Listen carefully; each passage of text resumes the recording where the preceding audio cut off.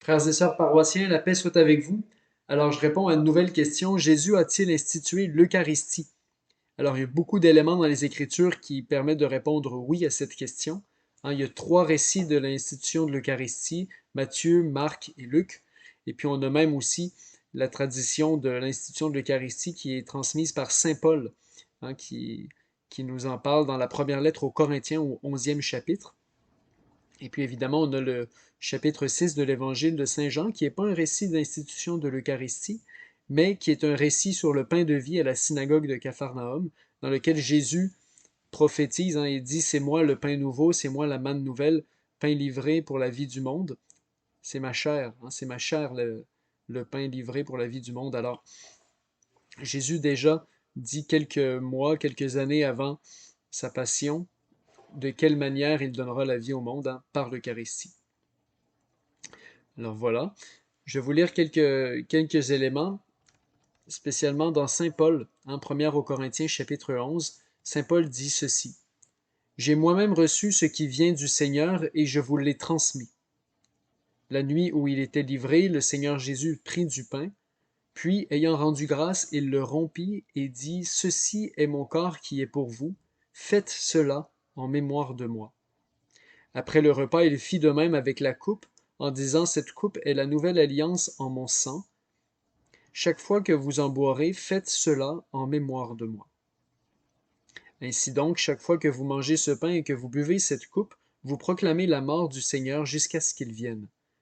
Puis deux versets plus loin, celui qui mange et qui boit, mange et boit son propre jugement, s'il ne discerne pas le corps du Seigneur. Donc c'est très clair, hein, qu'il s'agit à la fois vraiment d'une tradition qui vient du Seigneur, qu'il s'agit vraiment de transformer le pain et le vin en corps et sang du Seigneur. C'est pas une métaphore, c'est pas une image. Hein, il dit même qu'on sera jugé si on ne reconnaît pas vraiment le corps du Seigneur dans le pain transformé, dans le pain eucharistié, hein, qui a reçu une transsubstantiation, on dira. Je pourrais en parler plus tard dans une autre vidéo.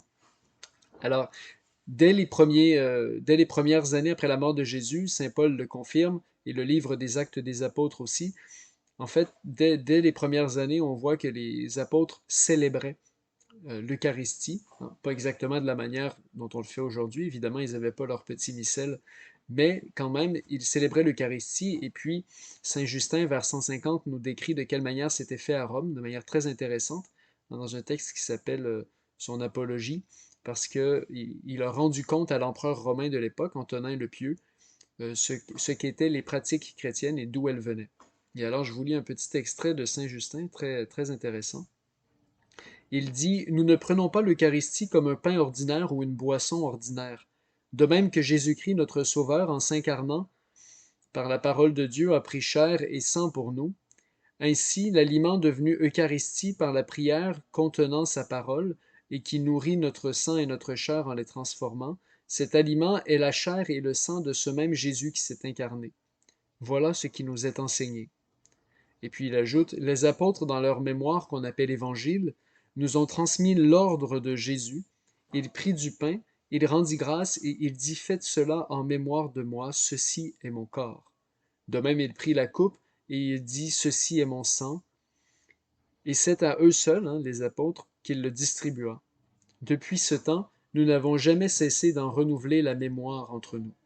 Alors c'est très intéressant de remarquer que Saint Justin, 150 ans après Jésus, nous dit que justement, non seulement c'est vraiment le corps et le sang du Seigneur, mais que c'est les apôtres, hein, qui ont le pouvoir de transformer le pain et le vin en corps et sang du Seigneur. Et que c'était même un ordre du Seigneur, un commandement nouveau, un commandement pour l'alliance nouvelle, afin que Jésus puisse vraiment être avec nous tous les jours jusqu'à la fin, comme il l'a lui-même promis.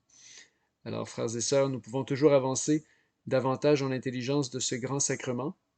Si vous avez des questions, n'hésitez pas.